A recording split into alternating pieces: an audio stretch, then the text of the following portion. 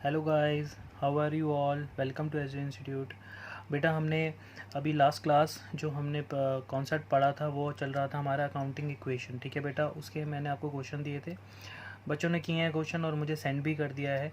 ठीक है, आपने जो क्वेश्चन किया है ठीक है। अब आगे हमें आगे भी अभी क्वेश्चन ही कंटिन्यू करने हैं और आज जो मैं पढ़ाऊँगा उसमें क्वेश्चन भी होंगे, साथ ही साथ हम थोड़ा बहुत कंसेप्ट को और आगे पढ़ेंगे। ठीक है बेटा, आज आपका जो अकाउंटिंग इक्वेशन है, आपका अकाउंटिंग इक्वेशन ऑलमोस्ट आपका 80% अकाउंटिंग इक्वेशन ख़त्म हो जाएगा। इसके बाद जो नेक्स्ट लेक्चर आएगा उसमें मेरे ख्याल से पूरा का पूरा 100% अकाउंटिंग इक्वेशन ख़त्म हो जाएगा विद कॉन्सेप्ट्स। ठीक है, उसके बाद मैं आपको क्वेश्चन सेंड करूँगा। बुक अभी बुक मार्केट में नहीं मिल रही है, कोई बात नहीं, मेरे पास बुक है तो मैं उसी में से आपको PDF सेंड कर दूँगा, आप क्वेश्चन उसी में से ट्राई करेंगे। चलिए बेटा, अब हम आगे करते हैं क्वेश्चन। तो बेटा देखिए, नेक्स्ट क्वेश्चन है हमारा, prepare accounting equation from the following. Vaidika started business with cash and building ₹10 lakh. ये जो पहली ही इसने एंट्री बोली है, कह रहे कि वैदिका ने बिजनेस स्टार्ट किया और वैदिका ने 5 लाख रुपीस कैश डिपॉजिट करवाया और बिल्डिंग भी बिजनेस को दे दी। अब बिज़नेस को ये सारी चीज़ें क्यों दी जाती हैं? ऑनर, अगर मैंने आपको पहले ही बताया था, ऑनर अगर बिज़नेस को कोई भी चीज़ प्रोवाइड करवाता है तो ऑनर तो उस बिज़नेस के लिए वो कैपिटल कंसिडर की जाती है। मैंने जब कैपिटल की जब मैं आपको वो पढ़वा रहा था, डेफिनेशन मीनिंग बता रहा था जब मैं आपको कैपिटल का, तब मैंने आपको बताया था कि अगर ऑनर चाहे पैसा दे या फिर कोई एसेट दे जिसकी कुछ मॉनेटरी वैल्यू हो, ऑनर जब बिजनेस में कैश इन्वेस्ट करता है या फिर कोई ऐसी प्रॉपर्टी यानी एसेट इन्वेस्ट करता है जिसकी मार्केट में कोई मॉनेटरी वैल्यू हो, मतलब बेचने पे पैसा मिले, तभी वो बिजनेस क्या कंसिडर करता है, उसको कैपिटल। तो यहाँ पर ये जो कैश दिया जा रहा है, बिल्डिंग दी जा रही है, ये बिजनेस को स्टार्ट करने के लिए दी जा रही है, तो ये दोनों ही किस में कंसिडर की जाएंगी? कैपिटल में। ठीक है बेटा, तो बेटा पहले पॉइंट को अब नीचे देखो, यहाँ पे अकाउंटिंग इक्वेशन में हम सॉल्व कर रहे हैं। मैंने हॉरिजॉन्टल इस बार फॉर्मेट बनाया है, आप लोग भी ऐसे अगर फॉर्मेट बनाए तो ज़्यादा बेटर है। ठीक है, अलाउड होता है ऐसा बनाना, कोई प्रॉब्लम नहीं है। अगर आप इसको वर्टिकली बना रहे थे तो वर्टिकल में ये पेज पूरा नहीं हो रहा था, तो एसेट का जो कॉलम जो हमेशा हमें बड़ा रखना होता है, एसेट के कॉलम में दिक्कत आती है, क्योंकि आपने देखा होगा जिन बच्चों ने क्वेश्चन किए हैं यहाँ पे एसेट फिर कंप्लीट नहीं आ पाती हैं। तो मैंने इस बार काफ़ी बड़ा कॉलम बना लिया है, ये हमारा अकाउंट काफ़ी बड़ा है। अब स्टार्ट करते हैं पहली ट्रांजेक्शन। तो आपको यहाँ पे एक लाइन छोड़नी है, फिर उसका नेक्स्ट लाइन में आप यहाँ से शुरू करेंगे। फर्स्ट सीरियल नंबर, फर्स्ट क्या है? स्टार्टेड, सेम वही छोटी सी लैंग्वेज लिखेंगे, started business with cash and building. ठीक है बेटा, अपनी लैंग्वेज में आप ये थोड़ा सा लिखेंगे, started business with cash and building. तो यहाँ पर कैश एसेट है हमारी, तो एसेट में एक कॉलम बनेगा किसका? कैश का। प्लस एक कॉलम तो कैश का बनेगा और प्लस एक कॉलम आपका बनेगा बिल्डिंग का। एक कॉलम हमने बना लिया बिल्डिंग का। तो कैश जो था, कैश हमारे पास, हमारे मतलब बिजनेस के पास खुद को क्या मानना है? बिजनेस। 5 लाख रुपए कैश आया प्लस 10 लाख रुपए हमारे पास आ गई है कैपिटल। ये बात समझ आती है बेटा? तो अब यहाँ पे ये दोनों ही कैश और बिल्डिंग क्यों, किसने दिए? ऑनर ने दिए। किसको दिए? हमें। हमें मतलब बिजनेस को। तो बिजनेस अगर ऑनर से कुछ भी उधार लेगा वो क्या बन जाएगा? Capital, internal liability. तो कैपिटल यहाँ पे प्लस कर दो, कितने से? ₹15 लाख। ठीक है बेटा, तो ये थी हमारी पहली ट्रांजेक्शन। अब दूसरी ट्रांजेक्शन पढ़ते हैं। कहते हैं कि शी परचेज, यानी वैदिका परचेज्ड, ऑनर है वैदिका, तो she purchase goods for ₹1 lakh from supplier in which 50% of goods are on credit. ये बहुत अच्छी ट्रांजेक्शन है, इसकी लैंग्वेज काफ़ी अच्छी है, अगर आप ध्यान दो तो यहाँ पे कह रहे हैं कि वैदिका ने, ऑनर ने गुड्स परचेज किए ₹1 लाख के। किससे परचेज किए? सप्लायर से। सप्लायर का नाम आ गया है ना। और आगे कह रहे हैं कि जिसमें से जो हमने ये जो वैदिका ने 1 लाख के गुड्स खरीदे हैं उसमें से 50% सप्लायर से उसने क्रेडिट पे खरीदे हैं। यानी कि जब वो गुड्स खरीद रही थी तब उन्होंने क्या किया कि ₹1 लाख में से 50,000 तो सप्लायर को कैश दे दिया और बाकी का जो 50% यानी 50,000 बचा था वो उन्होंने बोरो कर लिया, यानी उधार ले लिया गुड्स। ठीक है, तो अब इसकी ट्रांजैक्शन अगर आप इसको ध्यान से देखो तो यहाँ पे 1 लाख को 2 तरीक़ों से बांटा गया है। 1 लाख 50,000, 1 लाख को पहले 50,000 और दूसरा 50,000। जो पहला 50,000 था गुड्स का वो आपने कैश में परचेज़ किया है, यानी आपका पैसा गया है।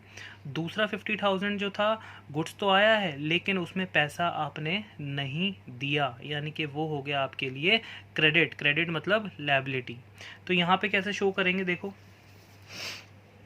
यहाँ पे आप लिखेंगे सेकंड पॉइंट, तो यहाँ पे आप लिखेंगे goods purchased on credit and on cash. ठीक है बेटा, goods purchase on credit and on cash दोनों ही लिख लिया। तो गुड्स यानी कि हमारा गुड्स क्या होता है, एक एसेट होता है, तो एसेट में एक कॉलम बना लेंगे, किसका बनाएंगे, स्टॉक का। ठीक है, अब बिल्डिंग तो खरीद नहीं रहे तो बिल्डिंग पे तो कोई इफेक्ट पड़ा नहीं है, यानी कि बिल्डिंग को छोड़ के अगर हम स्टॉक देखें तो स्टॉक हमारे पास आया है टोटल ₹1 लाख का। चाहे आपने स्टॉक यानी गुड्स आप चाहे उसको कैश में खरीदो चाहे आप उसको बोरो करो यानी उधार खरीदो, तो स्टॉक तो तब भी आना ही है बिजनेस में। आपने 50,000 का स्टॉक कैश में खरीदा, 50,000 का आपने बोरो किया, उधार लिया, तो बिजनेस में कितना स्टॉक आया, टोटल आया तो 1 लाख ही, है ना। ठीक है, तो यहाँ पे 1 लाख में से आपने 50,000 तो दे दिया कैश स्टॉक का। बिल्डिंग पे कोई इफेक्ट नहीं पड़ा, बिल्डिंग हो गई 0 प्लस। ठीक है, अब यहाँ पे दूसरा इफेक्ट क्या पड़ा कि 50,000 आपने कैश दिया और बाकी 50,000 बोरो किया, तो जिससे हम गुड्स उधार लेते हैं उसको क्या बोलते हैं, क्रेडिटर। तो लायबिलिटी में कॉलम बनेगा क्रेडिटर का और यहाँ पे 50,000 क्या हो जाएगा, लायबिलिटी ऐड, हमारा उधार यानी लायबिलिटी बढ़ गई एक्सटर्नल। कोई प्रॉफिट नहीं है, कोई लॉस नहीं है, तो कैपिटल पे कोई इफेक्ट नहीं पड़ेगा, कैपिटल हो जाएगी हमारी 0। ठीक है, हमें 2 इक्वेशन मिल चुकी है। अब इस इक्वेशन को हम कर देंगे क्लोज।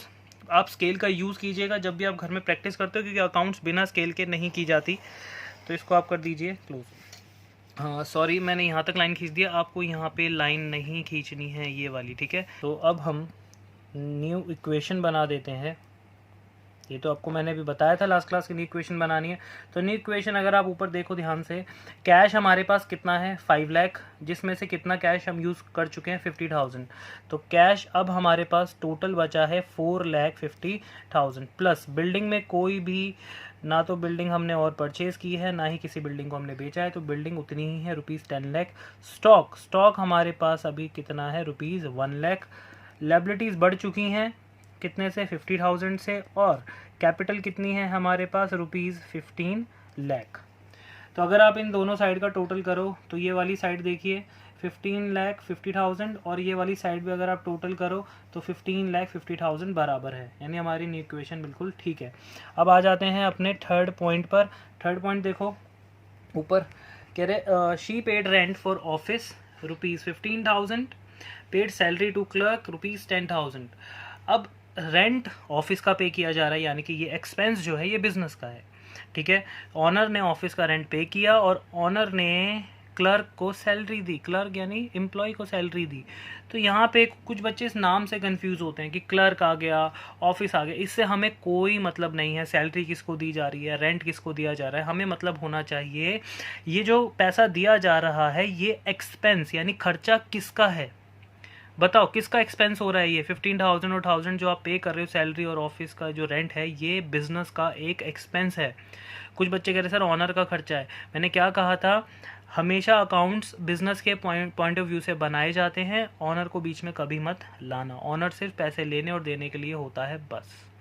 अब बिजनेस अपना रेंट भी पे कर रहा है, बिजनेस अपनी सैलरी भी पे कर रहा है, तो बिजनेस को प्रॉफिट हो रहा है या लॉस, बिजनेस को हो रहा है लॉस। तो यहाँ पे देखो कैसे लिखोगे आप, पहले यहाँ पे लिखना है पेड रेंट एंड सैलरी।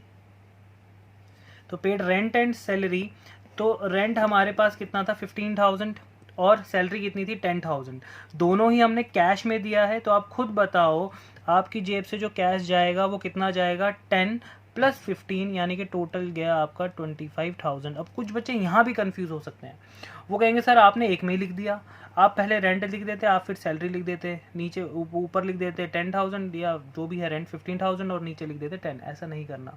अगर आप एक में ही लिख सकते हो तो उसको एक में ही लिख दो, क्योंकि दोनों का नेचर सेम है, दोनों ही कैश में से माइनस होने वाले हैं, रेंट भी और सैलरी भी। ठीक है, तो यहाँ पे मैंने एक साथ लिख दिया है 25,000।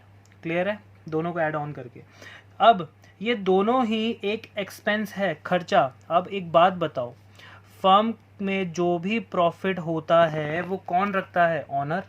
ऑनर को बिजनेस में किस नाम से जाना जाता है, कैपिटल के नाम से। कल ही बताया था मैंने आपको लास्ट क्लास में कि भैया जो भी प्रॉफिट होगा ऑनर की जेब में, जो भी लॉस होगा वो भी ऑनर की जेब से जाएगा। तो यहाँ पे हो रहा है हमें नुकसान, तो यानी कि 25,000 रुपये का नुकसान कौन झेलेगा, ऑनर। सैलरी भी ऑनर देगा पैसों में और रेंट भी ऑनर देगा। तो उधार तो कुछ लिया नहीं, लिएबिलिटी 0। चलिए, अब जैसे ही आपने ये क्वेश्चन बना ली, जल्दी से इसके नीचे एक लाइन खींच दीजिए। तो बेटा ये मैंने बना दिया न्यू इक्वेशन और दोनों साइड हमारी इक्वल हैं। ठीक है, अब हम नेक्स्ट पढ़ते हैं फोर्थ पॉइंट पे। फोर्थ पॉइंट क्या कह रहा है, she sold goods ₹20,000 for cash and 30,000 on credit. पहले हमने परचेज किया था ना, कैश में भी परचेज किया था, 50% क्रेडिट पे भी परचेज किया था। अब जो वैदिका है वो गुड्स सेल कर रही हैं, और गुड्स कैसे बेच रही हैं वो, कि वो 20,000 तो कैश में उन्होंने गुड्स बेच दिया और 30,000 गुड्स उन्होंने बेच दिया उधार यानी क्रेडिट पे। अब एक बात बताओ, जो गुड्स बेचा, चाहे गुड्स कैश में बेचा हो चाहे गुड्स क्रेडिट में बेचा हो, टोटल गुड्स बेचा कितना गया, हमारे गोडाउन से, हमारी शॉप से जो गुड्स है वो कितना गया, वो गया 30,000 + 20, यानी कि हमारे पास से जो हमारा स्टॉक कम हो गया वो 50,000 कम हो गया। 50,000 जब कम हो गया तो उसमें से 50,000 में से 20,000 तो कैश मिल गया और 30,000 जो है वो हमारा क्या बन गया, डेटर। क्योंकि हम जिसको गुड्स उधार बेचते हैं उसको क्या बोलते हैं, डेटर। अब सबको डेटर बोलना बहुत अच्छे से आ गया है ना। तो चलिए अब इसका कैसे ट्रीटमेंट करेंगे, देखो यहाँ पे पहले आप लिख लीजिए वही सेम लैंग्वेज, अपनी लैंग्वेज में, गुड्स सोल्ड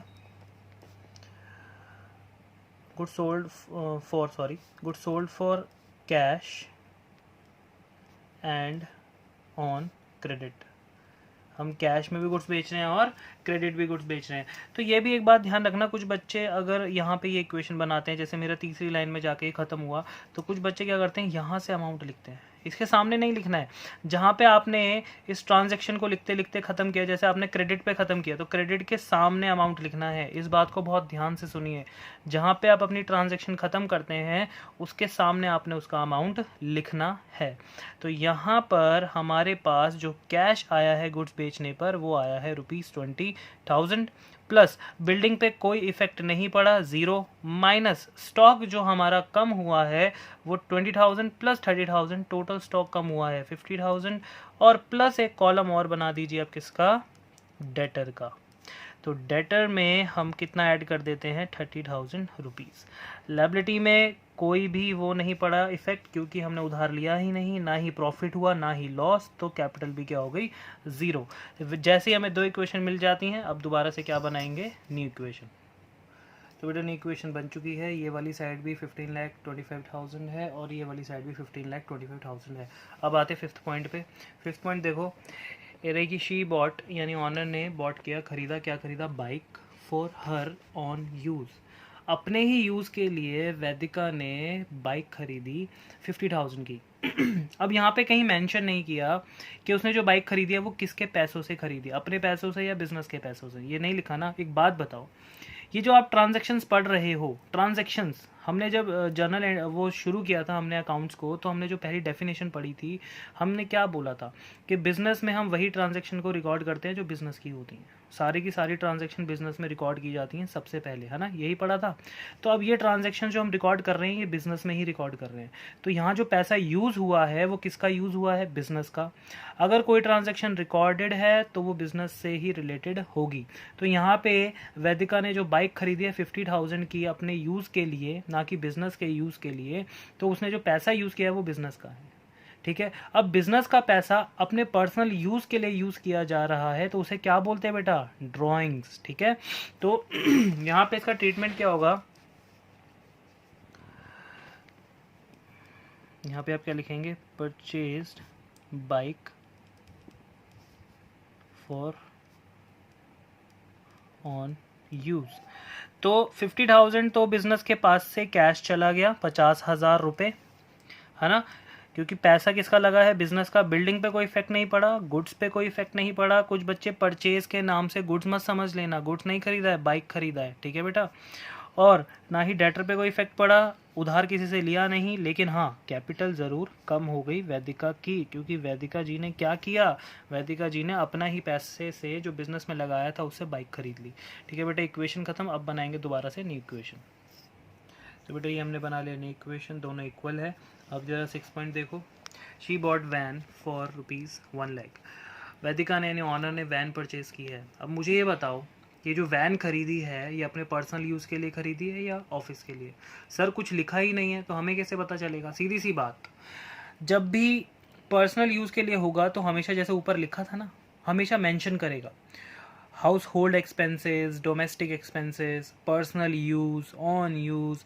तो हमेशा ही लैंग्वेज आती है अगर आप अपने पर्सनल यूज़ के लिए बिजनेस से कोई भी चीज़ आप ले रहे हो, पैसा ले रहे हो, गुड्स ले रहे हो, सब कुछ लिखा हुआ आएगा। बट अगर कुछ भी नहीं लिखा तो हमेशा ऑफिस यूज़ के लिए माना जाएगा। यहाँ पे वैन खरीदी जा रही है और ये नहीं बताया कि किसके लिए, तो वो हमेशा किसके लिए मानी गई है? बिजनेस के लिए। तो यानी वैदिका ने यानी ऑनर ने जो वैन परचेज की है वो बिजनेस के लिए परचेज की है 1,00,000 रुपये में। तो यहाँ पे इसका ट्रीटमेंट देखो। तो यहाँ पे पहले आप क्या लिखोगे? एक छोटा सा ट्रांजेक्शन, परचेज्ड वैन। तो 1,00,000 तो हमारा कैश कम हो गया, प्लस बिल्डिंग पे कोई इफेक्ट नहीं पड़ा, बिल्डिंग थोड़ी ना आई है। स्टॉक, गुड्स तो गया ही नहीं है। प्लस डेटर पे कोई इफेक्ट नहीं पड़ा, उधार हमने किसी से लिया ना दिया, कुछ भी नहीं है। तो वैन क्या है हमारे लिए? एक एसेट। तो हमें क्या करना है? यहाँ पे एक कॉलम और ऐड करना है फिक्स एसेट का। वैन फिक्स एसेट होती है हमारी ये। और वैन यहाँ पे हम प्लस कर देंगे कितने रुपए? 1,00,000 रुपये। ना तो उधार लिया, ज़ीरो, ना प्रॉफिट हुआ, ना लॉस, ज़ीरो। ठीक है। अब इसके बाद बनाएंगे न्यू इक्वेशन। तो बेटा ये हमारी न्यू इक्वेशन आ गई है। अब हम पढ़ते हैं अपना 7th पॉइंट। तो 7th पॉइंट में देखो क्वेश्चन में क्या कह रहा है। 7th पॉइंट में यानी लास्ट पॉइंट है ये हमारा, कह रहा है she invested ₹2,00,000 as additional capital. ये वाला पॉइंट, ये नया एक पॉइंट डाला है मैंने इसमें। एडिशनल कैपिटल क्या होता है? कैपिटल क्या होता है सबको पता है ना, कि जो भी पैसा हम बिज़नेस में इन्वेस्ट करते हैं बिज़नेस को स्टार्ट करने के लिए, उसे कैपिटल बोलते हैं। एक बात बताओ, जब कोई भी इंसान बिज़नेस स्टार्ट करता है, क्या एक ही बार उसमें पैसा लगाता है? अगर बीच में ज़रूरत पड़ी तो दोबारा पैसा लगा नहीं सकता? सर बिल्कुल लगा सकता है। आपने बिज़नेस स्टार्ट किया, आपने 2,00,000 लगा दिया, आपने 1-2-6 महीने बाद, साल भर बाद आपको और पैसे की ज़रूरत हुई, आपने और पैसा बिज़नेस में इन्वेस्ट कर दिया। तो जब हम बिज़नेस में और पैसा इन्वेस्ट करते हैं, हम मतलब ऑनर ने यानी वैदिका ने जैसे ही बिजनेस में एडिशनल कैपिटल इन्वेस्ट किया, वो भी कितने रुपए का? 2,00,000 का। तो अकाउंटिंग इक्वेशन पे क्या इफेक्ट पड़ेगा? देखो यहाँ पे सेम इफेक्ट जो कैपिटल का पड़ता है बिजनेस स्टार्ट करने पे। तो यहाँ पे आप लिखोगे इन्वेस्टेड एडिशनल कैपिटल। तो इन्वेस्टेड एडिशनल कैपिटल, तो एडिशनल कैपिटल 2,00,000 रुपए की इन्वेस्ट की, तो बिजनेस के पास 2,00,000 रुपए का आ गया कैश। बाकी किसी भी चीज़ पे कोई इफेक्ट अभी तक नहीं पड़ा। ठीक है, लायबिलिटी पे कोई इफेक्ट नहीं पड़ा, लेकिन इंटरनल लायबिलिटी ज़रूर बढ़ गई, यानी कि कैपिटल और कितने से बढ़ गई दोबारा? 2,00,000 रुपये से। ठीक है बेटा, एडिशनल कैपिटल जब भी इन्वेस्ट की जाती है तो उसका ट्रीटमेंट बिल्कुल कैपिटल की तरह ही होता है। ठीक है, तो एडिशनल कैपिटल आई, कैश बढ़ा और कैपिटल बढ़ गई, यानी इंटरनल लायबिलिटी बढ़ गई।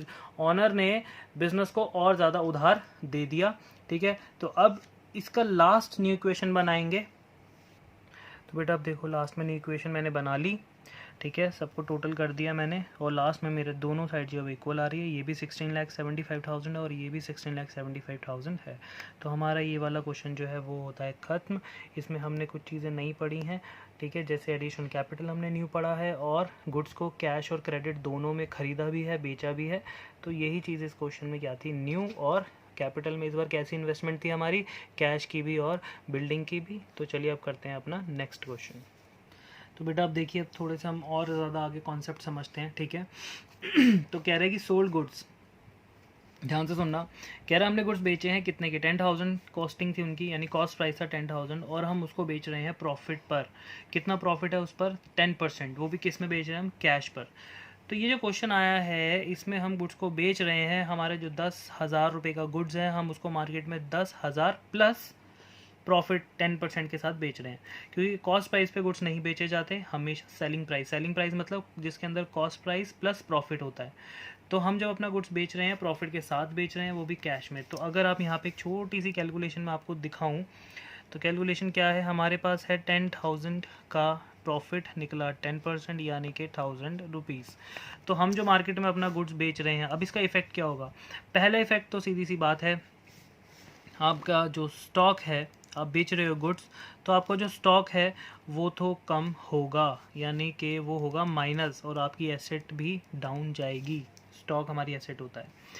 दूसरा इफेक्ट क्या होगा, आप गुड्स किस में बेच रहे हो? कैश में। तो दूसरा इफेक्ट आपके पास क्या आ रहा है? कैश यानी कैश आ रहा है तो वो प्लस हो रहा है, यानी एसेट हमारी इंक्रीज हो रही है, बढ़ रही है, ठीक है। यही दो इफेक्ट होंगे या कुछ और भी होगा? अमाउंट के हिसाब से समझते हैं। स्टॉक जो हमारे पास से गया है वो गया है 10,000 रुपीज़ का। कुछ बच्चे यहाँ पे गलती करते हैं, कुछ बच्चे सोचते हैं 10,000 के क्यों, 11,000 का होना चाहिए। बेटा आपने आपकी शॉप पर जो 10,000 का गुड्स रखा था उसको आपने 11,000 में बेचा, है ना। जो स्टॉक रखा हुआ था टोटल, उसमें से आपने 10,000 का स्टॉक निकाला और उसको 11,000 में बेचा। तो अब एक बात बताओ मुझे, जो आपके शॉप पे जो स्टॉक कम हुआ वो 11,000 का हुआ, 10,000 का हुआ? 10,000 का हुआ ना, क्योंकि आपने रखा 10,000 का था, वहां से निकाला भी 10,000 का। हाँ, उसको मार्केट में जब बेचा तब 11,000 रुपये कमाए आपने, ठीक है। स्टॉक 10,000 का ही गया है, तो 11,000 रुपये यानी कि 11,000 कैश हमारा प्लस हो रहा है। ये दोनों ही एसेट है, तो एक एसेट डाउन हो रही है 10 से और एक एसेट अप हो रही है 11 से। क्या साइड इक्वल है? नहीं ना, 1,000 रुपये का फर्क है ना। वो 1,000 रुपये किस चीज़ के हैं? प्रॉफिट। और प्रॉफिट कौन रखता है? मैंने क्या बताया था, प्रॉफिट किसकी जेब में जाता है? ऑनर के। और ऑनर को बिजनेस में किस नाम से जाना जाता है? कैपिटल। तो कैपिटल यहाँ पर क्या हो जाएगी? प्लस, वो भी कितने रुपए से? जितना प्रॉफिट हुआ है 1,000 रुपये से प्लस। कुछ बच्चे यहाँ पे ये ना सोच लेना कि 11,000 रुपये लिख दूँ, कैपिटल के अंदर सिर्फ प्रॉफिट और लॉस आता है। तो यहाँ पे जो प्रॉफिट हुआ है वो सिर्फ 10% का हुआ है, तो हमने सिर्फ कैपिटल में क्या ऐड किया है? प्रॉफिट। समझ आए तीनों केसेस? ठीक है, चलिए अब आगे आइए, नेक्स्ट देखिए। कह रहे sold goods costing ₹20,000 to Vaishnavi at a profit of 5%। अब हमने गुड्स बेचा है वैष्णवी को, वो भी 5% प्रॉफिट के साथ। पहले यहाँ पे कैलकुलेशन कर लेते हैं उस 5% की। तो यहाँ पे 20,000 का जो हमारा गुड्स है उसको हम बेच रहे हैं 5% प्रॉफिट के साथ। तो 20,000 का 5% निकाल लीजिए, तो ये कितना हो गया? ₹1,000। तो यानी कि हम अपना 20,000 का जो गुड्स बेचेंगे उसको हम 20 में नहीं बेचेंगे, उसको बेचेंगे 21,000 रुपये में। अब आपको ये बताना है, आप जो गुड्स बेच रहे हो वो कैश में बेच रहे हो या क्रेडिट में बेच रहे हो? कुछ बेवकूफ़ बच्चों ने बोला सर हम कैश में बेच रहे हैं क्योंकि लिखा कुछ नहीं है, और कुछ बच्चों ने, समझदार बच्चों ने बोला सर क्रेडिट क्योंकि नाम आ गया। तो जो बच्चों बोल रहे हैं क्रेडिट वो बिल्कुल सही है क्योंकि नाम आ गया, ठीक है। तो अब अगर वैष्णवी को आप गुड्स बेच रहे हो तो आप उसको कैसे गुड्स बेच रहे हो? क्रेडिट, यानी ये हमारी क्या बन रही है? डेटर। ज़रा देख लेते हैं इसके इफ़ेक्ट्स क्या क्या होंगे। इफ़ेक्ट्स अगर देखे जाए तो बिज़नेस बेच रहा है गुड्स, तो सीधी सी बात है भाई, स्टॉक पे हमला है। स्टॉक पे हमला हुआ, स्टॉक हमारा हो गया कम, यानी एसेट हो गई डाउन। और स्टॉक कितने से डाउन गया हमारा? स्टॉक गया हमारा डाउन 20,000 रुपीज़ से, कॉस्ट प्राइस से।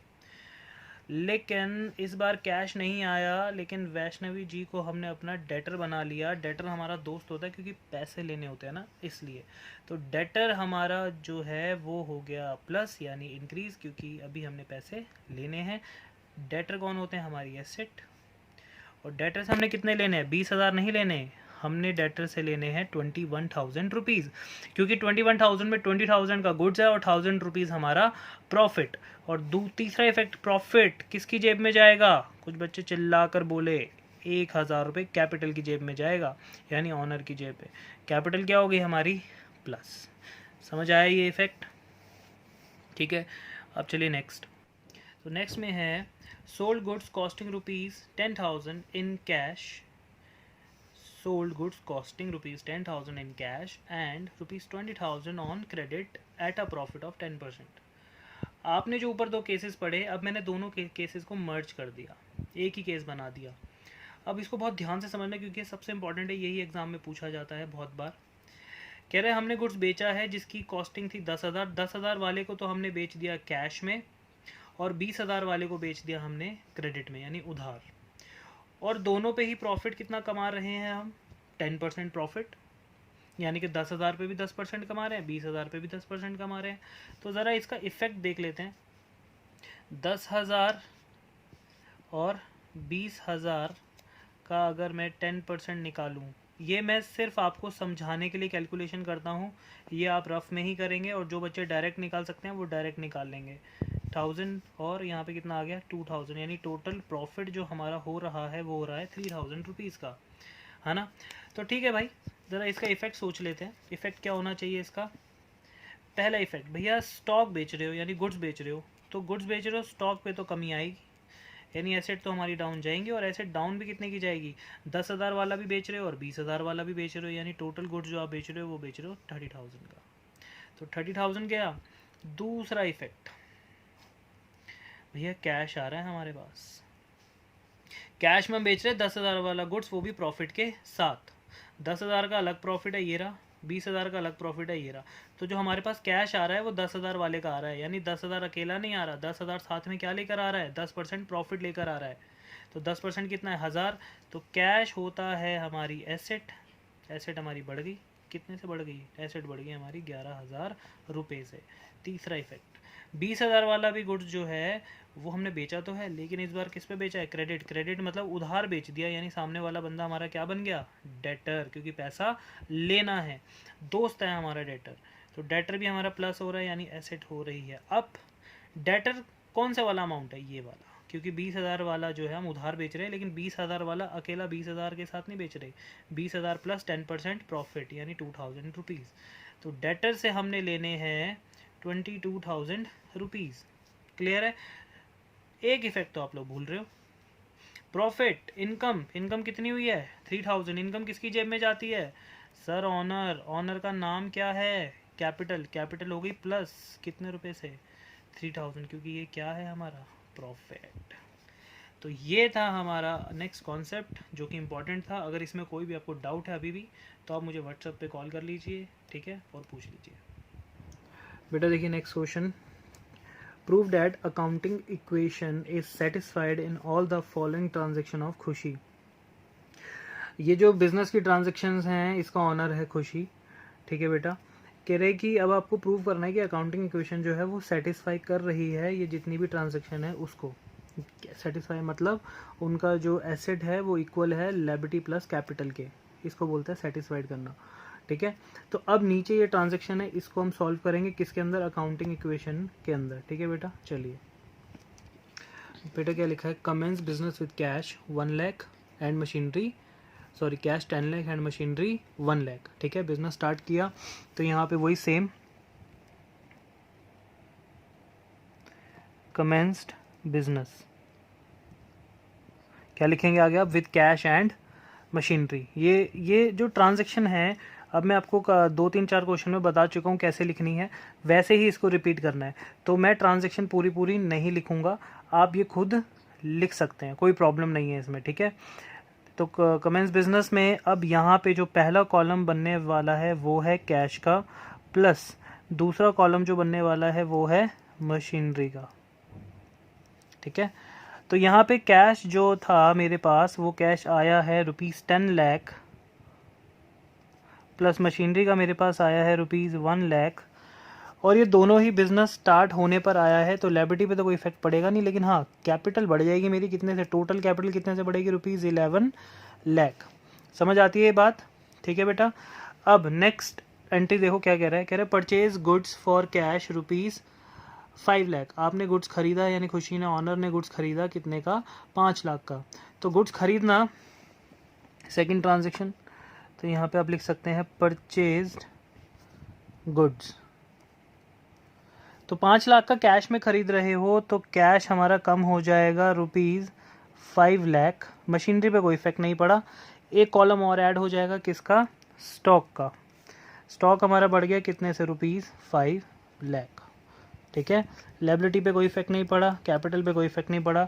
अब नेक्स्ट क्या बनाएंगे हम, अपनी न्यू इक्वेशन।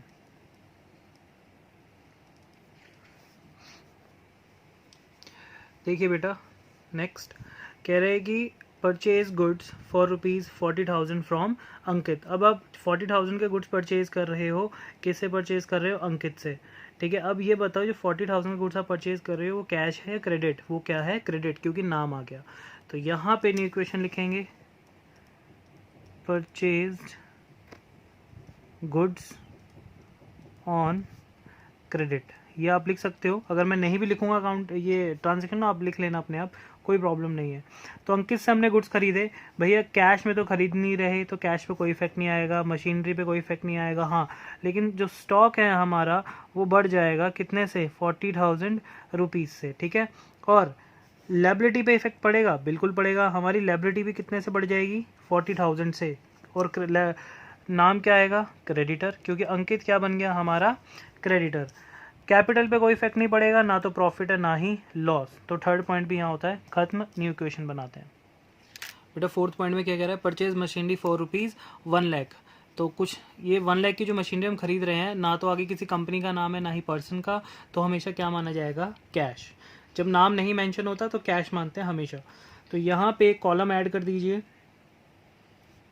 मशीनरी का, क्योंकि मशीनरी हमारी फिक्स एसेट है। तो यहाँ पे आप इक्वेशन लिख सकते हैं, परचेज्ड मशीनरी। एक मिनट बेटा, हाँ सॉरी, यहाँ पे एक छोटा सा मिस्टेक है। मशीनरी ऑलरेडी हमारे पास है तो अकाउंट बनाने की ज़रूरत नहीं है, मैं देखा नहीं था। ऑलरेडी मशीनरी हमारे पास है तो हमने और मशीन खरीद ली, वो भी कैश में खरीदी है। तो पहला इफेक्ट क्या होगा कि कैश हमारे पास से जा रहा है, कितने का कैश जा रहा है, 1 लाख का कैश चला गया। और मशीनरी आ रही है, कितने की मशीनरी आ रही है, 1 लाख रुपए की मशीनरी हमारे पास आ रही है। तो मशीनरी में 1 लाख ऐड कर देंगे। स्टॉक पे कोई इफेक्ट नहीं पड़ा, स्टॉक है 0। क्रेडिटर पे कोई इफेक्ट नहीं पड़ा, 0। और कैपिटल पर भी कोई इफेक्ट नहीं पड़ा, क्योंकि ना प्रॉफिट है ना लॉस। ठीक है बेटा, कॉलम नहीं बनाना। अगर आपके पास ऑलरेडी एक एसेट का कॉलम बना हुआ है और सेम एसेट आप दोबारा खरीद रहे हो तो वो उसी कॉलम में ऐड हो जाएगा। ठीक है, अलग से कॉलम नहीं बनाना। चलिए अब इसका भी इक्वेशन बना लेते हैं। तो बेटा अब देखो, फिफ्थ पॉइंट कह रहा है, sold goods 1 lakh to Riya in which 40% were on credit. अब आपने रिया को गुड्स बेचा है 1 लाख रुपए का, जिसमें से 40% आपने क्रेडिट बेच दिया। 40% अगर क्रेडिट बेच दिया तो सीधी सी बात है 60% आपने क्या बेचा होगा, कैश में, है ना, यही किया होगा। यानी कि अगर आप 1 लाख का 60% निकालो, 60,000, 40% 40,000। तो आपने 1 लाख में से 60% आपने कैश में गुड्स को बेचा है और 40,000 को आपने क्रेडिट में बेचा है, यानी रिया को, यानी डेटर को। ठीक है, तो अब इसकी कैलकुलेशन कैसे शो करेंगे, यहाँ पे पहले लिख देंगे सोल्ड गुड्स, पूरा आगे आप लिख सकते हैं, कोई प्रॉब्लम नहीं है। तो हम जब गुड्स बेच रहे हैं तो मैंने क्या कहा, 60% कैश में बेच रहे हैं, तो हमारा कैश प्लस हो जाएगा कितना, 60,000। मशीनरी पे कोई इफेक्ट नहीं पड़ेगा, मशीनरी अपना 0 रहेगी। हाँ, स्टॉक हमारा ज़रूर कम हो जाएगा, कितने से, प्रॉपर 1 लाख से। और प्लस एक कॉलम हम ऐड कर देंगे किसका, डेटर का। तो डेटर में हम प्लस कर देंगे कितना, 40% क्रेडिट में बेच रहे हैं तो 1 लाख का 40% 40,000। लायबिलिटी पे कोई इफेक्ट नहीं, प्रॉफिट लॉस हुआ नहीं, तो कैपिटल भी 0। अब आ जाइए न्यू इक्वेशन।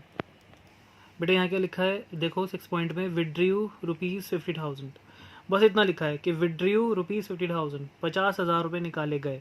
अब आगे ये नहीं बता रहा कि वो ऑफिस यूज़ के लिए हैं या फिर पर्सनल यूज़ के लिए, कुछ भी नहीं लिखा, तो ऑफिस यूज़ के लिए मानेंगे कि हमने ऑफिस के खर्चे के लिए। ठीक है, ये आपको मैं समझाने के लिए यहाँ लिख देता हूँ। ये हमारा एक तरह से क्या है, क्या मानेंगे इसको, ऑफिस एक्सपेंस। अब एक्सपेंस मेंशन नहीं किया, उससे हमें कोई मतलब नहीं, पैसा जा रहा है ऑफिस के लिए जा रहा है तो ऑफिस का ही एक्सपेंस माना जाएगा। तो यहाँ पे हमने 50,000 रुपये ऑफिस के एक्सपेंस के लिए विड्रॉ किया। तो यहाँ पे आप लिख सकते हो विड्रीव फॉर, अपनी तरफ से आप लिख सकते हो यहाँ पे ऑफिस एक्सपेंस, अगर नहीं लिखा तो विड्रू फॉर ऑफिस एक्सपेंस, तो 50,000 भाई अगर आप विड्रू कर रहे हो तो आपका कैश तो कम होगा। मशीनरी पे कोई इफेक्ट नहीं है, स्टॉक कम नहीं हुआ, डेटर पे कोई इफेक्ट नहीं है, लायबिलिटी उधार हमने किसी से लिया नहीं, एक्सपेंस मतलब खर्चा, खर्चा यानी लॉस, तो कौन बियर करेगा? ऑनर, ऑनर मतलब कैपिटल, तो कैपिटल में से हमने कर दिया 50,000 माइनस। ठीक है, चलिए नेक्स्ट बेटा 7th पॉइंट देखो, कह रहे withdrew 20,000 for house hold expenses. अब यहाँ पे लिख दिया उसने हाउस होल्ड मतलब घरेलू खर्चे हैं उसके, तो अपने पर्सनल यूज़ के लिए वो बिजनेस से क्या निकाल रहा है? 20,000। तो ये होती हैं ड्राइंग्स। तो इसका ट्रीटमेंट देखो यहाँ पे, तो यहाँ पे इसका ट्रीटमेंट आप यहाँ पे लिख सकते हैं विड्रू फॉर पर्सनल यूज़। ठीक है बेटा, विड्रू फॉर पर्सनल यूज़, तो पर्सनल यूज़ के लिए वो कितने रुपये विड्रॉ कर रहा था? 20,000। तो 20,000 आपने माइनस कर दिया है कैश में, बाकी किसी पे कोई इफेक्ट नहीं पड़ा। और ड्राइंग्स हमेशा कहाँ से माइनस होती हैं? कैपिटल में से, तो कैपिटल में से भी कितना माइनस हो जाएगा? 20,000। ठीक है बेटा, अब बनाते हैं न्यू इक्वेशन। बेटा 8th पॉइंट देखो, 8th में क्या कह रहा है? कह रहा है 20,000 पेड टू अंकित। अब ये 20,000 पेड टू अंकित, हम अंकित को 20,000 रुपये पे कर रहे हैं, बट क्यों? आप किसी को भी पैसा अगर पे करते हो तो सीधी सी बात है यार, आपने कभी उससे उधार लिया होगा, इसलिए आप उसको पे कर रहे हो। तो ज़रा ऊपर क्वेश्चन देखते हैं कि हमने कहीं पर अंकित से डील की थी क्या? ये देखो ऊपर, परचेज गुड्स फॉर ₹40,000 फ्रॉम अंकित। हमने अंकित से 40,000 रुपये उधार ले रखे हैं 3rd पॉइंट में, और अब 40,000 में से उसको कितने दे रहे हैं? 20,000 रुपये। तो ज़रा यहाँ पे नज़र मारो एक बार, इसका 3rd पॉइंट देखो। 3rd पॉइंट में आपने 40,000 रुपये अंकित से उधार लिए थे, तो आपने क्रेडिटर यानी लायबिलिटी को 40,000 से बढ़ा रखा था, है ना। अब आप इसी लायबिलिटी को 40,000 रुपये की जो आपका उधार है उसमें से आप 20,000 रुपये पे बैक कर रहे हो। ठीक है, तो अब जब आप किसी को उसके पैसे वापस करते हो तो आपके बिजनेस पे उसका इफेक्ट क्या पड़ेगा? तो ये देखिए, तो यहाँ पे आप लिख सकते हैं पेड टू अंकित। तो सीधी सी बात है, बिजनेस पे इफेक्ट पड़ेगा कि भैया बिजनेस का पहले 20,000 तो कैश कम हो जाएगा। मशीनरी पे कोई इफेक्ट नहीं है, स्टॉक पे कोई इफेक्ट नहीं है, डेटर पे कोई इफेक्ट नहीं है। हाँ, लायबिलिटी में भी जो 40,000 का जो उधार था अब कम होकर कितना हो गया? 20,000, है ना, क्योंकि 20,000 उसमें से हम पे कर रहे हैं। ये 9,40,000 लिखा है मैंने। अब कैपिटल पे भी कोई इफेक्ट नहीं पड़ेगा, क्योंकि ना प्रॉफिट हुआ है ना लॉस, हमने तो जो उधार लिया था उसे वापस कर रहे हैं। अब क्या बनाएंगे इसका नेक्स्ट न्यू इक्वेशन? बेटा इसका 9th पॉइंट, अब 9th पॉइंट में क्या कह रहा है? कह रहा है sold goods ₹5 lakh costing eight a profit of 20%। अब वो क्या कह रहा है? कह रहा है कि हम 5 लाख के गुड्स को बेच रहे हैं एट अ प्रॉफिट ऑफ 20%, यानी कि 5 लाख के गुड्स को 20% प्रॉफिट के साथ बेच रहे हो। अभी मैं पीछे आपको यही समझा रहा था, इसे यही हमने कंसेप्ट समझा है। तो अब इसको अकाउंटिंग इक्वेशन में कैसे सॉल्व करेंगे? 5 लाख का 20% उसका प्रॉफिट है, तो 5 लाख का अगर आप 20% निकालोगे तो वो कितना होगा? वो होगा ₹1 लाख। ठीक है बेटा, तो 1 लाख रुपीज़ 20% इसका प्रॉफिट है, यानी कि हम अपने 5 लाख रुपए का जो गुड्स है हम उसको 6 लाख रुपए में बेच रहे हैं। 1 लाख रुपए हम प्रॉफिट कमा रहे हैं। ठीक है, अब यहाँ पे किसी भी पर्सन का नाम नहीं है, किसी कंपनी का नाम नहीं है, तो ये ना कैश लिखा है ना क्रेडिट, तो हमेशा क्या मानेंगे? कैश। तो यहाँ पे देखिए, यहाँ पे आप क्या लिखेंगे? Sold goods at a profit. Sold goods at a profit, तो 6 लाख रुपए में तो आप गुड्स बेच रहे हो, तो आपके पास 6 लाख रुपए आ रहे हैं कैश में, प्लस मशीनरी पे कोई इफेक्ट नहीं। हाँ, स्टॉक आपका ज़रूर कम होगा, लेकिन कॉस्ट प्राइस से, क्योंकि प्रॉफिट का स्टॉक से कुछ लेना देना नहीं होता। हम जितने का स्टॉक बेचते हैं उसका कॉस्ट प्राइस हम यहाँ पे हमेशा स्टॉक में से माइनस करते हैं, मैंने बताया था। तो 5 लाख का तो हमारा जो स्टॉक है वो चला गया। अब 1 लाख रुपए हमने क्या अर्न किया है? 1 लाख रुपए हमने अर्न किया है प्रॉफिट, और प्रॉफिट किसकी जेब में जाता है? ऑनर। ऑनर मतलब कैपिटल, तो कैपिटल में से क्या कर देंगे हम उसको? ऐड कितने को? 1 लाख रुपए को। ठीक है बेटा, यही समझा था पीछे हमने। अब मैंने इसको करके भी दिखा दिया। यहाँ पर 6 लाख रुपए का हमने गुड टोटल बेचा है, जिसमें से 5 लाख रुपए का तो स्टॉक है और 1 लाख रुपए का क्या है? Profit. Stock minus cash plus और कैपिटल प्लस प्रॉफिट की वजह से। चलिए नेक्स्ट। तो बेटा ये देखो न्यू इक्वेशन अब एक न्यू इक्वेशन में एक चीज़ मैं आपको बताता हूँ कि ये चीज़ मैक्सिमम बच्चों से होती है, जो मैं अभी करवाने जा रहा हूँ आपको। ज़रा आप इस साइड का टोटल कीजिए, ये कितना है, ये है 10,40,000 प्लस 20, एक ये वाली साइड कितनी हुई हमारी, होगी 10,60,000। ठीक है बेटा, अब ज़रा इस साइड को टोटल कीजिए, 9,70,000 प्लस 2,00,000। अगर आप यहाँ ध्यान दो, यहाँ पर कितना है, यहाँ पर है 10,60,000 और यहाँ पे छूट से ही अगर आपने देखा तो 9,70,000 प्लस 2,00,000 तो 11,00,000 के आसपास हो गया। यानी कि हमने यहाँ कहीं मिस्टेक हुई है हमसे, क्योंकि साइड इक्वल नहीं आ रही। तो जब आप इक्वेशन पढ़ेंगे, अब यहाँ पे ऐसे मिस्टेक में पैनिक नहीं होना है, आपने बस क्या करना है, ये जो आपने न्यू इक्वेशंस बनाई होती है ना, ये खाली अपनी न्यू इक्वेशंस को टैली करते चले जाना है, पॉइंट्स नहीं पढ़ने हैं, न्यू इक्वेशन पढ़नी है। न्यू इक्वेशन पे ही ध्यान देना। न्यू इक्वेशन का फ़ायदा ये बनाने का यही होता है कि हमें पॉइंट्स नहीं पढ़ने होते, हमें न्यू इक्वेशन, हमारी जो जो न्यू इक्वेशन गलत होगी हम उसके ऊपर वाला न्यू इक्वेशन पढ़ते चले जाएंगे। जैसे ये वाली न्यू इक्वेशन भी गलत है, मैंने देख लिया था, ठीक है। हमारे अगर ये वाली न्यू इक्वेशन भी गलत आ रही है, मैच नहीं हो रही, ठीक है। हमारी ये न्यू इक्वेशन भी गलत आ रही है, मैच नहीं हो रही, लेकिन हमारी ये वाली न्यू इक्वेशन जब मैंने टैली की तो ये हमारी न्यू इक्वेशन बिल्कुल सेम आ रही है, इसमें कोई प्रॉब्लम नहीं। यानी कि प्रॉब्लम जो है इसके बाद आई है, यानी कि पॉइंट में जो मिस्टेक है वो इस वाले पॉइंट में मिस्टेक है, ठीक है। जैसे ही आपके ये वाली न्यू इक्वेशन गलत है और उसके ऊपर वाली न्यू इक्वेशन बिल्कुल सही है, तो उसके बीच का जो पॉइंट होता है मिस्टेक हमेशा उसमें हमें फाइंड करनी होती है। तो अब मिस्टेक यहाँ पर थी, मिस्टेक क्या हुई है एक छोटी सी, यहाँ पे तो आपने 4,60,000 माइनस 50 किया, 4,10,000 आया, लेकिन यहाँ पे 11,00,000 माइनस 50,000, शायद ये कुछ बच्चों ने जब मैं करा रहा हूँ उस टाइम भी नोटिस किया हो, तो 11,00,000 माइनस 50,000, तो यहाँ पर आपका आना था 11,00,000 माइनस 50,000, डेट इज़ 10,50,000। ठीक है बेटा, यहाँ पे आना था 10,50,000। अब इसके अकॉर्डिंग आगे की सारी इक्वेशन बनेगी, यहाँ पे और कोई मिस्टेक नहीं है, ये वाली साइड बिल्कुल सही है। यहाँ पे हमारा 10,50,000 आना था, 10,90,000, ये वाली साइड भी 10,90,000 ही है, फिर उसमें 20 माइनस हुआ। अब यहाँ पर फिर मिस्टेक हुई, क्योंकि अब 10,50,000 में से 20,000 माइनस होगा, तो यहाँ पे हमारा कितना आना चाहिए, यहाँ पे हमारी इक्वेशन आनी चाहिए 10,30,000 रुपीज़। ठीक है, अब यहाँ पे कोई प्रॉब्लम नहीं, ये भी बिल्कुल सही है।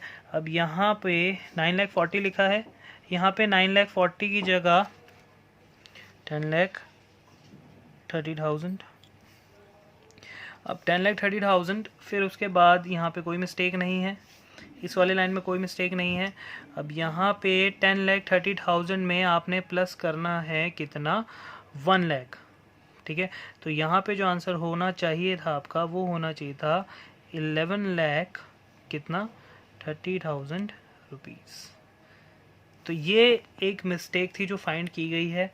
सर अगर एग्ज़ाम में हो गया तो ऐसे ही करना पड़ेगा। हाँ बेटा, अब इसमें कुछ आप एक काम कर सकते हैं, एग्ज़ाम में ओवर राइट मत कीजिएगा, कट करके उसके अमाउंट ऊपर या नीचे लिख दीजिएगा, ओवर राइटिंग मत कीजिएगा अकाउंट्स में, ठीक है। कट कर दीजिएगा, क्योंकि जैसे मैंने यहाँ पे कट करके ये लिखा है, कट करके ये लिखा है, ओवर राइटिंग ठीक नहीं लग रही है, ठीक है। तो ऐसी वैसे कोशिश करें कि कैलकुलेशन में मिस्टेक ना हो तो ज़्यादा बेटर है, इसलिए अकाउंटिंग इक्वेशन बनाए तो एक बार उसे टैली कर लें तो ज़्यादा बेटर रहेगा, ठीक है। तो चलिए अब नेक्स्ट पॉइंट करते हैं अपना। बेटा 10th पॉइंट में देखो, कह रहा है sold goods rupees 10,000 to Ram at a profit of 5%। Ram को गुड्स बेच रहे हैं 5% प्रॉफिट पे, 10,000 का 5% कितना हुआ बताओ, 500 हुआ। तो यानी कि 10,000 के गुड्स को हम कितने में बेच रहे हैं, 10,500 में, और बेच भी किसको रहे हैं, राम को, यानी हम बेच रहे हैं क्रेडिट यानी उधार, यानी राम क्या बन गया हमारा, डेटर। अब गुड्स बेच रहे हैं, इसकी ट्रीटमेंट क्या होगी, ज़रा यहाँ देखिए। अब यहाँ पे लिख सकते हैं sold goods to Ram, sold goods to Ram. अब कैश तो आया नहीं हमारे पास, तो कैश तो ज़ीरो कर देंगे, प्लस मशीनरी पे कोई इफेक्ट नहीं पड़ा, ज़ीरो। स्टॉक हमारे पास से और कम हो गया, स्टॉक कितना कम हो गया हमारे पास से, 10,000 का स्टॉक और चला गया। क्वेश्चन के एंड में मैं आपको एक चीज़ और समझाऊंगा। तो 10,000 जो है वो हमारा और कम हो गया, स्टॉक प्लस डेटर का कॉलम ऑलरेडी हमने बना रखा है, तो डेटर में कितना प्लस कर देंगे आप, 10,500 रुपीज़। 500 किस चीज़ के एक्स्ट्रा है, प्रॉफिट के। ये प्रॉफिट कहाँ जाता है, ये प्रॉफिट जाता है हमारा, इसमें हम प्लस कर देंगे कैपिटल में प्रॉफिट को 500 रुपीज़। अब इसके बाद हम क्या बनाएंगे, अपनी न्यू इक्वेशन। बेटा 11th पॉइंट में कह रहा है purchase goods from Honey ₹60,000 goods खरीद रहे हैं हनी से, 60,000 का नाम आ गया, यानी हम क्रेडिट खरीद रहे हैं, क्रेडिट परचेज है ये हमारी गुड्स की। तो यहाँ पे अच्छा, जब भी आपका एक पेज, जैसे मेरा अभी जो लास्ट पेज था वो भर चुका है, मैंने अब दोबारा से एक नया फॉर्मेट बनाया, तो उस फॉर्मेट में सेम वही serial number, transaction, assets, liability plus capital ये लिखना है, और सारे पीछे जो एसेट्स के कॉलम थे वो यहाँ पे सारे ट्रांसफ़र कर दिए जाएंगे, और पीछे जो न्यू इक्वेशन रह गई थी वो मैंने यहाँ पर बना दी है। ठीक है, 10th पॉइंट के बाद वाली जो न्यू इक्वेशन है मैंने वो सारे के सारे उन्हीं अकाउंट्स के नीचे लिख दिए। आपको भी ऐसे ही करना होता है जब पेज भर जाता है तब। तो न्यू इक्वेशन का 11th पॉइंट है। 11th पॉइंट में मैं क्या कर रहा हूँ, गुड्स परचेज कर रहा हूँ, तो यहाँ पे मैं लिख दूंगा गुड्स परचेज्ड फ्रॉम हनी।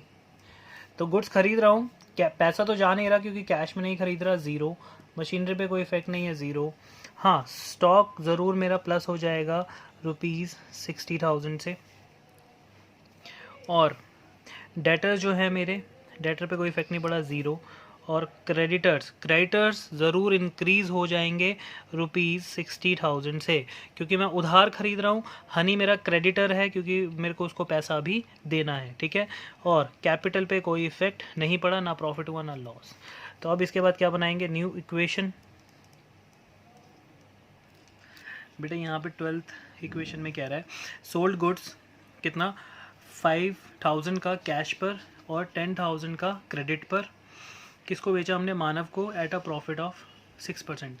वही सेम है, गुड्स हम बेच रहे हैं, कैश में बेच रहे हैं 5,000 और 10,000 बेच रहे हैं हम क्रेडिट पे, और ये जो गुड्स बेचा जा रहा है वो 6% प्रॉफिट पर बेचा जा रहा है। यानी कि 5,000 कैश, 10 टोटल जो गुड्स बेचा जा रहा है, 10 + 5 15,000 का टोटल गुड्स बेचा जा रहा है। लेकिन 15,000 के ऊपर प्रॉफिट कितना अर्न किया जा रहा है, 6%। ठीक है, पीछे मैंने अभी क्या कॉन्सेप्ट में कैलकुलेशन समझाई थी, सेम वैसे ही कैलकुलेशन है ये। तो टोटल स्टॉक जो है हमारे पास से जा रहा है 15,000 का। तो सीधा सीधा यहाँ देखिए, मैं यहाँ पे पहले अपना स्टॉक जो है वो 15,000 से नेगेटिव कर रहा हूँ। स्टॉक गया मेरे पास से 15,000। अब 5,000, अगर मैं यहाँ पे आपको एक कैलकुलेशन दिखाता हूँ, छोटी सी कैलकुलेशन देखिए। तो यहाँ पे मैंने वही कहा था, 5,000 का अलग है ना, और 5,000 का अलग है, और 5,000 के ऊपर आप 6% अर्न कर रहे हो। ठीक है, तो 5,000 का आप 6% निकालोगे पहले, 6%, और दूसरा गुड्स है मेरे पास 10,000, फिर 10,000 का 6% निकाला आपने, तो ये प्रॉफिट है। ठीक है, हमारे लिए प्रॉफिट। तो 5,000 पे हम कमा रहे हैं 300 रुपये, और 10,000 पे हम कमा रहे हैं 600 रुपये। यानी कि 5,000 का जो गुड्स है वो हम कैसे बेच रहे हैं, 5,000 + 300, और 10,000 का जो गुड्स है वो हम कैसे बेच रहे हैं, 10,000 + 600, है ना। यानी ये प्रॉफिट है दोनों के, 5,300 और 10,600। तो ये वाला जो गुड्स है ये हम किस में बेच रहे हैं, कैश में। ये वाला जो गुड्स है, ये वाला गुड्स हम किस में बेच रहे हैं, हम बेच रहे हैं ये क्रेडिट, यानी कि डेटर। ठीक है बेटा, तो यही चीज़ हमें वहाँ पर अकाउंटिंग इक्वेशन में शो करनी है। तो यहाँ पे कैसे शो करेंगे, सबसे पहले तो आपके पास कैश आया, कैश कितना आया, 5,300, ये कैश आ गया। मशीनरी पे कोई इफेक्ट नहीं पड़ा है, स्टॉक 15,000 से कम था, वो मैं पहले बता ही चुका हूँ। हाँ, अब डेटर पे इफेक्ट पड़ेगा क्योंकि हमने 10,000 के जो गुड्स है वो उधार बेचे हैं प्रॉफिट के साथ, यानी कि डेटर जो है वो हमारा कितने से इंक्रीज होगा, 10,600, 10,000 + 600 प्रॉफिट के साथ। ठीक है, टोटल प्रॉफिट कितना हुआ हमारा, 600 ये रहा, 300 ये रहा, यानी कि टोटल प्रॉफिट है हमारा 900। तो प्रॉफिट हमारा प्लस हो जाएगा कहाँ पर जाकर, कैपिटल में जाकर। क्लियर है, तो ये था हमारा इक्वेशन। अब यहाँ पे इक्वेशन में लिखा नहीं है, आप लिख सकते हैं वही same, sold goods for cash and on credit. ठीक है बेटा, तो ये आप खुद भी लिख सकते हैं। अब इसके बाद हम क्या बनाएंगे, अपनी न्यू इक्वेशन। तो बेटा लास्ट पॉइंट है हमारा 13, कह रहा है सोल्ड गुड्स कॉस्टिंग ₹5,000 फॉर ₹3,000। कह रहा है कि उसने 5,000 के गुड्स को कितने में बेच दिया, 3,000 में। अब तक आप जो भी गुड्स बेचते आ रहे थे वो प्रॉफिट और प्रॉफिट पर ही बेचते आ रहे थे, लेकिन इस बार ध्यान दो, आप जो गुड्स बेच रहे हो 5,000 के गुड्स को कितने में बेच रहे हो, 3,000 में, यानी कि अब आप लॉस में बेच रहे हो। 3,000 कैश तो आ रहा है, लेकिन 2,000 रुपये का लॉस भी हो रहा है और 5,000 रुपये का हमारा स्टॉक भी कम हो रहा है। ठीक है, तो अब इसका अगर आप सॉल्यूशन में शो करोगे तो ये देखो, यहाँ पे आप लिखेंगे पहले सोल्ड गुड्स ऑन लॉस। तो सीधी सी बात है, लॉस में अगर हम गुड्स बेच रहे हैं तब भी हमें 3,000 रुपये कैश तो मिल ही रहा है, क्योंकि 5,000 का गुड्स हम 3,000 में बेच रहे हैं। मशीनरी पे कोई इफेक्ट नहीं है। हाँ, स्टॉक जो है वो हमारा कम हो जाएगा, कितने से, 5,000 रुपये से स्टॉक हमारा कम हो जाएगा, यानी माइनस हो जाएगा। ठीक है, अब डेटर पे कोई इफेक्ट नहीं पड़ा क्योंकि उधार में तो बेचा ही नहीं है हमने, प्लस लायबिलिटीज़ पे कोई इफेक्ट नहीं पड़ा। हाँ, कैपिटल पे इफेक्ट पड़ेगा, क्योंकि 5,000 के गुड्स को अगर आप 3,000 में बेचते हो तो 2,000 रुपये का आपको क्या होता है, नुकसान। और वो नुकसान जो है वो ऑनर की जेब से आपको भरना पड़ता है, यानी कैपिटल में से आप माइनस कर दोगे, कितना आपने कैपिटल में से माइनस करना है, 2,000 रुपये। चलिए, ये हमारा क्वेश्चन यहाँ पे होता है एंड। बस लास्ट में अब क्या बनाएंगे, इसकी लास्ट न्यू इक्वेशन। बेटा तो ये हमारी न्यू इक्वेशन थी, दोनों साइड हमारी इक्वल आ रही है। ठीक है, अब एक बात ध्यान से सुनना, हमारा स्टॉक कभी भी नेगेटिव नहीं आएगा। सर यहाँ क्यों आ रहा है फिर, क्योंकि बेटा ये एक फ्रेम्ड क्वेश्चन है, ये मैंने खुद फ्रेम किया है, मैंने खुद बनाया, तो इसलिए अमाउंट थोड़ा ऊपर नीचे हो जाता है। जब आप कभी भी आप क्वेश्चन करोगे, बुक के क्वेश्चन करोगे आप, तो आपका कभी भी स्टॉक नेगेटिव नहीं आएगा, ये हमेशा पॉजिटिव ही रहेगा। यहाँ पे मेन जो हमारा वो था समझाने का मतलब ये था कि आपको कॉन्सेप्ट समझ आने चाहिए कि क्या चीज़ प्लस माइनस हो रही है, वो समझ आना चाहिए। ठीक है, तो स्टॉक नेगेटिव नहीं होता, ये हमेशा याद रखना। सिर्फ समझाया था कॉन्सेप्ट, उसके लिए यहाँ पे अमाउंट थोड़ा ऊपर नीचे हुआ है, बाकी आपको इस पर इतना ध्यान नहीं देना है, आपको सिर्फ ये याद रखना है कि स्टॉक नेगेटिव नहीं होता। ठीक है बेटा, चलिए। और एक बात हमेशा याद रखना, जैसे मैं नोटिंग कर रहा हूँ, ठीक है, मैं नोटिंग कर रहा हूँ रेड पेन से, ब्लैक पेन से। ठीक है, आप जो भी एग्ज़ाम में जब आप करेंगे तो आपको हमेशा याद रखना है कि जो फॉर्मेट होता है, या तो इसको अपने पेंसिल से बनाइए, ये हमेशा पेंसिल से ही बनाया जाता है। ठीक है, पेंसिल से ये फॉर्मेट बनाया जाता है और ब्लू पेन से लिखा जाता है। और अगर आपको पेंसिल का यूज़ नहीं करना है, ठीक है, तो आप अपने ब्लू पेन से ही फॉर्मेट बनाइए और उसी से लिखिए। लेकिन मैं प्रेफर करता हूँ कि अकाउंटेंसी बहुत नीट एंड क्लीन सब्जेक्ट है, तो इसके अंदर आपको ये जो लाइंस हैं, ये जो अकाउंट्स हैं, ये आपको पेंसिल से ही ट्राई करना चाहिए। ठीक है, जिसकी आदत आपको अभी से डाल लेनी चाहिए, ताकि आगे जाके आपको बहुत आसानी हो जाए 12th क्लास में बेसिकली। ठीक है बेटा, तो उस हिसाब से आप अपने आप को फ्रेम कीजिए। प्रैक्टिस आपको बहुत नीट एंड क्लीन करनी होती है। कुछ बच्चे क्या करते हैं, प्रैक्टिस बहुत रफ कर रहे होते हैं, वो सोचते हैं कि प्रैक्टिस ही तो करना है, बाद में संभाल लेंगे, बाद में स्केल यूज़ कर लेंगे। गलत बात। अगर आपने अभी से ही होमवर्क में ही आप प्रैक्टिस स्केल से नहीं कर रहे हो, पेंसिल यूज़ नहीं कर रहे हो, तो आगे जाके आपको आदत नहीं पड़ेगी, और आदत नहीं पड़ेगी तो फिर एग्ज़ाम में आपके हाथ काम जाएंगे स्केल को यूज़ करने में, लाइंस ड्रॉ करने में। तो इसलिए प्रैक्टिस करें बहुत नीट एंड क्लीन, जैसे मैं पढ़ा रहा हूँ मुझे वैसे ही बिल्कुल आपकी प्रैक्टिस चाहिए। ठीक है, तो चलिए बेटा, अब हम अपने इस लेक्चर को अभी यहीं स्टॉप करते हैं। नेक्स्ट लेक्चर जो आएगा वो न्यू कंसेप्ट के साथ आएगा।